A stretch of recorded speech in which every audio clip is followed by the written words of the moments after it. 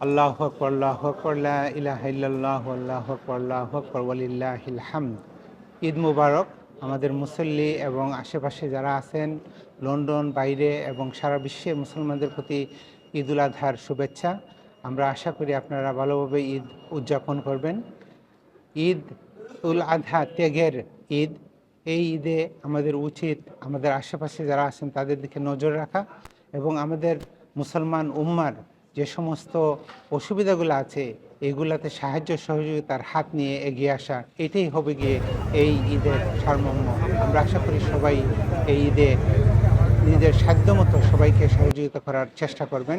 East London মসজিদে 4টা ঈদের জামাত হবে। প্রথম জামাত হবে সকাল 7টায়, তারপর 8:30, 9:30, 10:30। আমরা সবাইকে অনুরোধ করব যারা আশেপাশে থাকেন হেঁটে মসজিদে আসার জন্য, গাড়ি ব্যবহার না করার জন্য।